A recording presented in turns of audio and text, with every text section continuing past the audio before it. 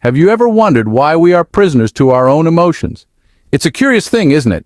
We are at the mercy of these intangible feelings, which seem to have the power to dictate our every action, decision, and thought. We experience joy, sadness, anger, fear, and a myriad of other emotions, sometimes all within the span of a single day. And often we let these emotions control us like puppet masters pulling on our heartstrings. Now let's take a step back into antiquity, to the dusty streets of ancient Rome and Greece, where a school of thought known as Stoicism emerged. The Stoics, as they were known, had a unique perspective on emotions. To them, emotions weren't the puppet masters we often make them out to be, but rather something that could be controlled and harnessed. But what if there was a way to break free from this emotional prison? Ancient philosophers who excelled in the art of emotional control. These great minds, such as Marcus Aurelius, Seneca, and Epictetus, used their wisdom like a shield guarding them against the turbulent emotional currents that could easily sink the unprepared. Let's first delve into Marcus Aurelius. Despite being an emperor of Rome, a title of incredible power, he did not let power taint him. You might wonder, how did he manage this? His secret was his adherence to the Stoic principles, which helped him maintain his humility and inner peace. He wrote in his personal journal, later known as Meditations, "You have power over your mind, not outside events. Realize this and you will find strength." He cultivated the habit of focusing only on what he could control, letting go of everything else. Then there was Seneca, a statesman and a dramatist, who also served as an advisor to the notorious Emperor Nero. Seneca propagated that our reactions to events hold more significance than the events themselves. His words, "We suffer more often in imagination than in reality," underline the fact that our mind can exaggerate our fears and worries, causing us needless distress. Seneca's wisdom urges us to evaluate our emotional responses rather than succumbing to them. Finally, let's turn our attention to Epictetus, an incredibly inspiring figure.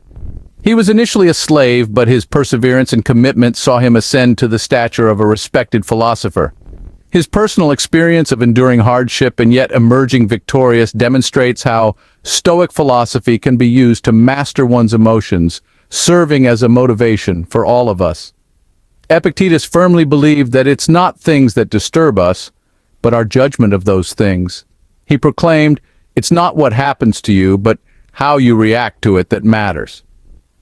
This principle prompts us to change our perspective, to acknowledge that our view of the world is just that, a view and not an indisputable truth.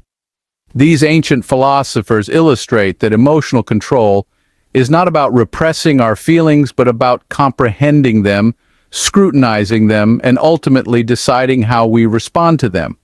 We are not bound to be controlled by our emotions, rather we have the ability to control them. So how can we incorporate these timeless wisdoms into our contemporary lives? You see, the first step is to focus on what's within our control. We can't dictate the weather, the traffic, or other people's actions, but we can control our reactions to them. If a storm ruins your picnic, rather than becoming upset, accept it as an external event you cannot control. The rain is just the rain. Next, view obstacles as opportunities for growth. If you're stuck in traffic, instead of getting frustrated, use this time to listen to an audiobook or to simply reflect. It's about transforming adversity into an avenue for self-improvement. Stoicism is not about suppressing emotions, but about understanding and managing them. It's about realizing that our emotional responses are within our control.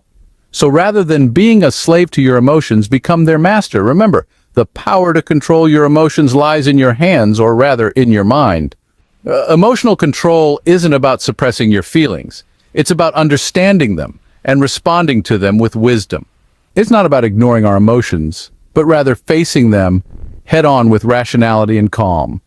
They believed in the power of perspective, the importance of acceptance, and the ability to differentiate between what we can and cannot control. These principles can guide us in navigating our emotional landscape, helping us to remain composed in the face of adversity.